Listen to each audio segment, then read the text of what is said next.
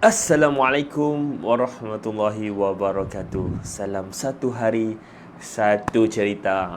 Hari ini kita berlangsung live daripada rumahku, syurgaku. Alhamdulillah, hari ini dah ada kat Penang. Ada kat rumah semalam sampai kat Penang.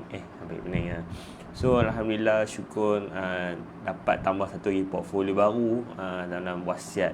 Dalam pelajar wasiat tu, nanti kalau nak boleh ambil exam tu, ada banyak cerita-cerita yang orang kata apa, peristiwa-peristiwa yang ramai, tak tahulah, diri sendiri pun salah faham pun banyak, dan banyak benda yang sangat-sangat yang sebenarnya wasiat ni orang muda pun kena buat. Jangan duk kata orang ni untuk orang tua-tua je. Wasiat ni banyak gila khasiat tu, banyak gila kebaikannya kalau kita berwasiat. Which mean kalau kita ada wasiat, kan selalunya orang yang buat wasiat ni time bila adalah orang yang dia nak pergi Mekah saja, nak pergi haji, dia buat wasiat, kan, seolah-olah macam dia nak pergi, macam contoh dia nak pergi bercuti ke, dia nak pergi Thailand ke, pergi Indonesia ke, pergi Australia ke, pergi New Zealand, dia tak buat wasiat. Dia duk rasa macam kata bang tu boleh patah balik, dia duk rasa macam dia boleh main hidup balik. Tapi bila time orang nak pergi Mekah, dan tentulah dia tulis wasiat, macam-macam wasiat. Dia kata wasiat ni dia bagi kat ni, dan wasiat ni bagi. Dan ramai juga yang orang duk salah faham, lalu bagi semua wasiat. Dah ada pernah viral, kan, yang apa orang kata ustaz depa kata, Ustaz Azhar kata jangan buat wasiat untuk anak waris-waris, tak payah buat wasiat. Sebab apa dia kata? Sebab waris memang dah akan terima harta-harta faraid tu. Bukan maksud dia, ramai selalunya just nak komen lah. Bukan nak komen, nak tegur, sayang lah. Kita ni kebanyakan dengar sikit je, dengar yang kita nak sedap kita je, kan. Yang benda yang patut dengar tak mau dengar. Contoh, kan, dalam cerita panjang tu, kan, hadis tu panjang, tapi kita dengar kata apa? Ahli waris tak perlu dibuat wasiat.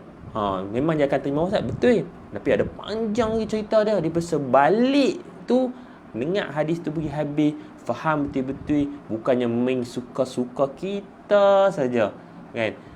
Macam hadis tu, nak macam Ustaz Azhar cerita apa, dia kata jangan, ahli waris ni tak perlu pun nak tulis wasiat tu. Memang betul lah, sebab dia memang penerima faraid tu, dia terima, kan. Tapi kena tulis betul-betul, kena cerita betul-betul.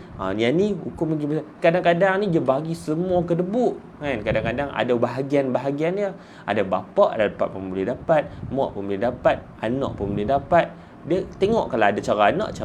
Kalau tak ada bini, tak ada anak, cara tak ada anak. Tak ada anak perempuan, tak ada anak lelaki, cara tak ada anak lelaki. So dia ada pembahagian dia. Dia bukan boleh main pukul kata je. Kalau kata tak payah buat wasiat, contoh kita kata saya orang kaya solihin, contoh kita sahabat abang ni orang kaya solihin, dia dah harta banyak, kan, dia tak berkahwin. So harta dia pergi kat siapa, kan. Dia pun dia kata tak apalah, aku tak kahwin lagi, aku bagi je kat tapi kalau harta dia banyak, agak-agak ada portion abang dia tak, ada portion adik-adik dia tak, ada kakak dia, ada portion tak, kan. Tapi dia tak boleh buat macam, aku tak apa, aku serah semua. Kita ni akan dipertanggungjawabkan dengan harta apa yang kita ada.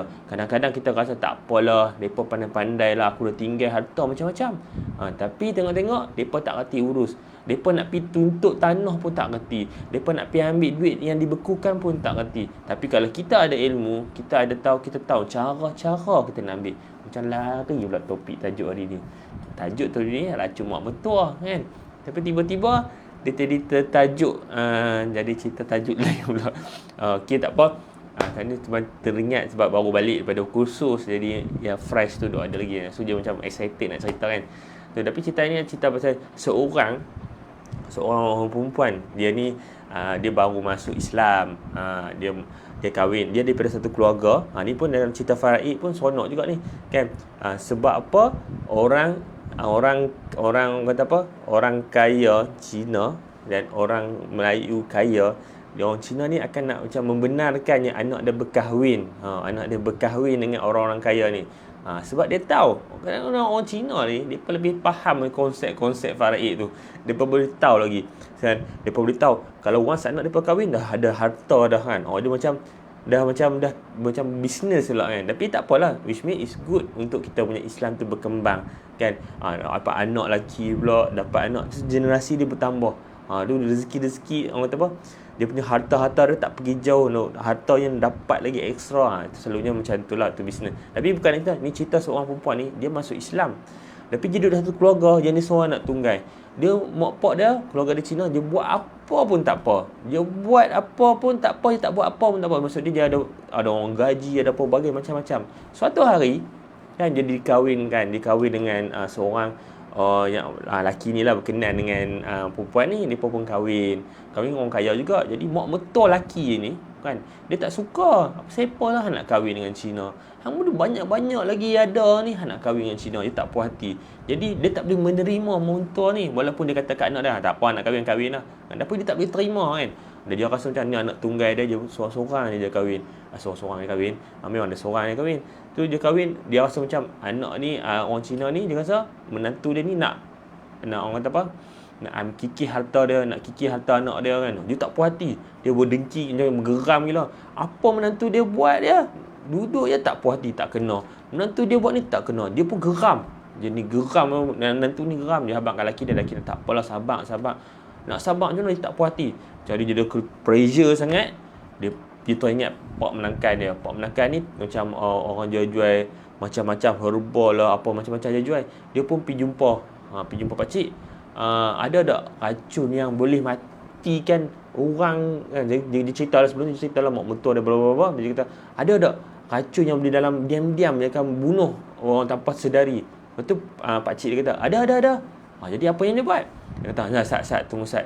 Dia bungkus-bungkus, dia ambil cabut-cabut apa, dia bubuh dalam satu bekas dan foto stick dah. Dia bungkus dalam paper, dia bagi. Nah, dia kata, ni dengan syarat ni aku nak habaq hang. Dan benarkah hang dah geram sangat dengan mak mentua? Hang tak boleh turun buh. Mati lagi orang kata hang yang bunuh. Apa tu macam mana? Dia kata, macam ni. Ni pakcik bagi carangan lah. Dia kata, apa kata hang masak sedap-sedap. Masak sup sedap-sedap hari-hari. Ni akan mati secara pelan-pelan. Dia tak mati secara. Hang kena buat apa?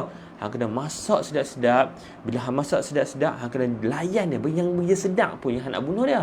Bagi orang tak nampak yang hang macam nak bunuh dia. Jadi nak buat apa lagi? Dia kata, okey tak apa. Lepas hang masak sedap-sedap, hang panggil mak mentua hang ni makan. Dia marah macam mana? Hang buat tak tahu. Hang senyum, hang happy lah nak ni. Okey, dia pun buat.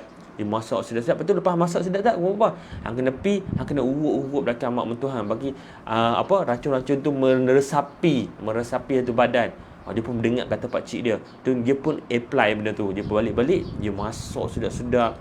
Dia senyum, dia bubuh racun tu, dia rasa racun, bubuh racun. Dia masuk-masuk, dia panggil mak mentua dia makan, dia senyum sampai mak mentua dia kata apa pun dia tak peduli pun, dia senyum je kata je. Lepas tu lepas makan dia urut-urut mak mentua dia, dan dia buat berterusan selama 2 3 4 bulan.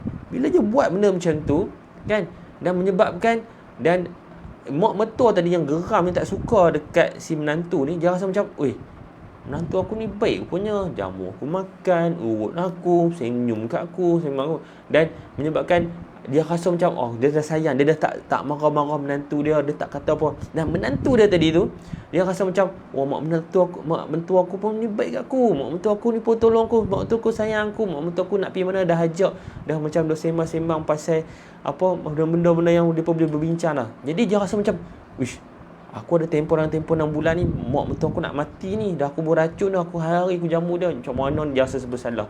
Jadi dia pun pergi jumpa dekat pakcik dia. Pakcik tolonglah bagi dekat saya satu penawar ni, macam mana saya dah buah racun dah selama ni, nak mati dah, tinggal lagi sebulan ni, macam mana saya tak boleh terima dah.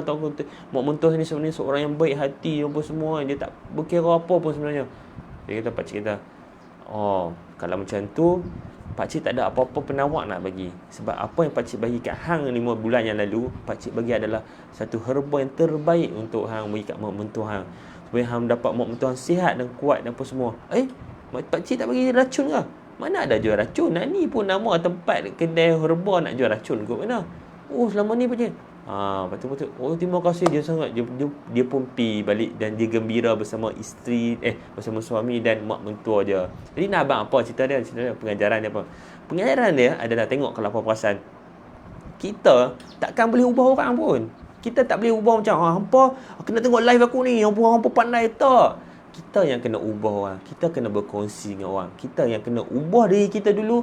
Kita jadi yang terbaik dulu. Barulah orang akan merasai apa yang kita nak buat. Kita nak sampaikan ke orang. Kita nak bantu orang, kita nak buat apa pun, barulah sampai. Tak perlu nak ubah orang pun, ubah diri kita. Kita nak jadi hebat ke, kita nak jadi sengai ke, kita nak jadi pemalas ke apa, semua adalah diri kita. Kalau kita nak kebahagiaan, kalau kita nak keseronokan, apa-apa semua ni adalah bermulanya dari kita. So nak jadi apa pun adalah bermulanya dari diri kita. Kita takkan boleh ubah dunia, tapi kita boleh ubah diri kita. Kita boleh jadi terbaik. Hari ni dah 30 Rejab dah. Dah nak masuk Syakban dah. Apa yang kita perlu preparation? Kita dah semai cukup banyakkah kita punya biji-biji nak tumbuh pokok ni? Bulan masuk Rejab, Syakban ni, nak masuk Syakban ni, kita dah bersedia nak masuk Ramadan dah. Tinggal lagi 30 hari nak masuk Ramadan dah. Adakah kita dah ready nak jadi orang yang semangat nak sambut Ramadan, nak rasa manis, nak petik buah-buah keimanan, buah-buah amalan kita dah nak petik, dah bersedia ke kita nak petik amalan kita, nak rasa manis, kanung gigit apa. Ibaratlah macam waktu ni kita dah bulan Rejab tu, kita dah semai dah biji-biji manis, apa amalan kita, zikir kita ke, Quran kita ke, amalan-amalan kita ke, kita dah buat dah ke, kan? Pokok nak naik dah ni, bulan ni nak naik dah, bulan besok malam ni dah start dah pokok nak tumbuh dah. Kita dah prepare ke nak buat benda ni, kan? Kita dah bersedia kan nak hidupkan pokok-pokok kita tu, supaya bila masuk Ramadan kita dah betul-betul rasa macam indahnya hidup ni bila bertemu Ramadan. Sebab tak semua orang dapat masuk Ramadan. Kita rasa macam kita boleh masuk, tak tentu lagi kawan-kawan, kan? Kita duk rasa macam ni, tak, waktu ni lah kita kena banyak-banyak minta doa. Minta lah, ya Allah, masukkanlah kita ke bulan Ramadan. Kita pun tak tahu betul ke kita boleh masuk Ramadan. Dan bila masuk Ramadan tu adalah the best bulan ever. Di penghulu sekali bulan, buat satu dapat 70. Ya Allah, tak tahu nak katalah nikmat apa yang kita nak dusta, kan? Macam itulah hidup kita. Macam kisah tadi, dia tak boleh nak ubah. Dia nak ubah mak mentua dia tak boleh. Sampai nak racun mak mentua dia, nak pergi settle buang masalah, dia takkan selesai. Tapi nasib dah je bertemu pakcik dia yang bagus. Pakcik dia bagi satu benda nampak macam nak meracun. Sebab pakcik dia pun pandai tai chi. Pakcik dia mengiyakan apa yang dia nak dulu. Padahal pakcik dia bagi solusi kat dia. Macam itulah hidup kita. Kalau orang tak setuju kat kita, bukan kita terus perang. Kita balas dengan macam orang tak puas hati. Orang duk kata kita apa-apa, kita pun balas balik kat dia. No, bukan macam tu cara dia. Cara dia, kita mengiyakan. Dia tak puas hati, ya, betul ke saudara saya? Ya. Kata terima je dulu. Lepas dia terima, barulah kita cakap benda yang baik. Kalau nak cakap tak nak balas pun tak ada balas lah, kan? Kalau orang geram kat kita, orang benci kita, tu hak dia. Tu dia punya sifat lah, BP lah kat dia. Kita doakan kebaikan dia. Dan kita ingat, semalam guru abang cerita dekat masjid, dia kata, kita ni, hidup kita kena sentiasa kena baca a'udzubillahi minasyaitonirrajim, minta perlindungan daripada syaitan. Kita tak tahu tau. Semalam ustaz cerita ada orang ni yang banyaklah hama baca Quran dah, akhir hayat dia hampir, tiba-tiba dia tak percaya Quran. Ada orang yang sembahyang lama, tiba-tiba dia tak percaya dia sembahyang. Nampak tak? Bisikan syaitan tu nak rosakkan kita. Dalam Tabib Iblis pun ada cerita, syaitan ni nak bagi kita buat 99 kebaikan, satu saja dia bagi kita keburukan, supaya kita tutup na'udzubillah. Kita kena minta Allah lindung kita. Kita ni tak ada kekuatan, kita tak ada apa-apa pun, kan? Walaupun kita ada kereta besar ke, rumah besar ke, duit banyak ke, tak ada apa pun, benda tu tak akan memberi apa-apa impact kat kita pun, kan? Sebab itu dunia. Tapi kalau takut kalau kita, kan, tak ada dunia tapi akhirat pun tak ada. Kena tipu dengan setan macam tu je. Minta lindung betul-betul. Dah nak masuk bulan Syakban dah ni. Apa preparation kita? Dekat ke hati kita dengan Allah? Dah betul-betul ke kita buat apa yang Allah buat? Betul ke kita ikut macam mana Nabi buat? Betul ke apa yang kita buat ni? Tepuk dada, tanya iman, kan? Tak mau jadi macam kita nak kalut sangat nak ubah dunia, tapi diri kita tak ubah. Kita terkalut sangat nak jadi macam-macam bagi semua dunia nampak kita, tapi kita tak ubah diri kita. Kita tak baiki pun diri kita. Kita tak tambah ilmu apa pun. Kita duk kalut, duk nak buat macam-macam, duk buat fikir macam-macam, tapi diri sendiri tak upgrade apa-apa. Duk macam-macam, duk fikir macam-macam, tapi diri kita tak buat apa-apa. So dia tak tadi Allah boleh bagi dunia ni simple sangat. Benda dunia Allah boleh bagi sekelip mata, dan Allah boleh tarik sekelip mata. Tapi nak dapat akhirat tu, dia kena ada mujahadah dia, kena ada usaha-usaha dia, kena ada usaha untuk meningkatkan keimanan. Dia tak boleh nak rasa syok sendiri, nak best-best sendiri, kan?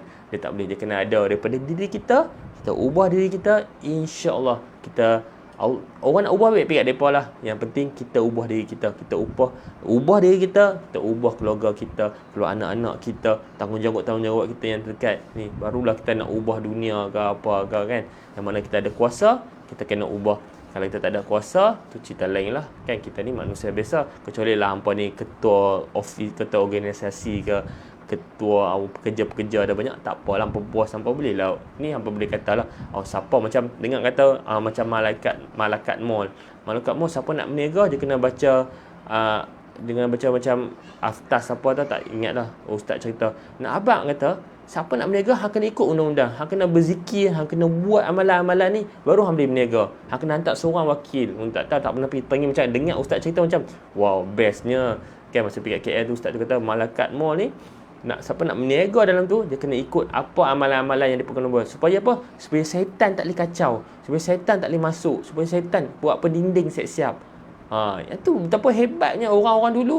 Bukan sampai sekarang dah ada kuasa, dah ada kita punya hak. Hang nak masuk berniaga kat tempat aku boleh, abang kena ingat. Macam tu lah. Hang nak join team aku boleh, tapi hang kena sembahyang 5 waktu. Hang kena tutup aurat, hang kena buat. Ni orang masuk-masuk kat kita, tak apalah, dia nanti pelan-pelan lah. Kita kena tunjukkan betul-betul. Tunjukkan yang Allah tu hebat. Tunjukkan yang Allah tu yang memiliki segala-galanya. Kita ni tak ada apa sebab Allah bagi pinjam kuasa. Tapi tak semua orang berani. Kadang-kadang kita takut lagi macam mana lah, lagi dia datang keras sangat lah, lagi orang tak mau lah belajar agama lah. Nampak tak? Setan je cuit sempoi dia kata lagi dia macam mana orang tu, lagi macam mana. Kita duduk fikir macam mana orang tu. Dia tak fikir diri dia esok nak jawab apa. Dia ada kuasa tapi dia tak kata apa-apa pun. Dia tak tegur apa-apa pun. Dia tak apa, nak doa pun tak, nak minta ampun pun tak, apatah lagi nak memberi orang kata arahan ke, memberi satu syarat-syarat ke.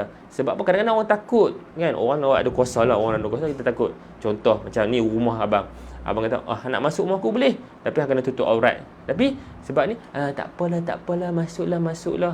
Kita macam nak pergi masuk rumah biasalah, normal lah kan. Tapi nak kata tetamu cerita lain, topik lain. Tapi macam nak bekerja, nak apa, kita letak kriteria yang kita nak. Kita boleh memilih, Allah boleh memberi yang terbaik untuk kita. Kita ada hak, kita boleh buat. Tapi macam dah lari pula topik ni, daripada cerita faraid, cerita wasiat, cerita tengah-tengah tu sebenarnya. Cerita yang nak acu mak mertua. So nak acu ni hampa duk acu mak mertua hampa, dosa, hukumnya bunuh orang. Na'udzubillah. Makan modal, jangan duk bunuh orang. Kan? Yang penting kita baiki diri kita. Bila kita baiki diri kita, insya-Allah Allah akan baiki sekeliling kita. Sebab kita nak baiki diri kita, Allah akan bantu kita esok ni, insya-Allah. Salam satu hari, satu cerita. Assalamualaikum warahmatullahi wabarakatuh.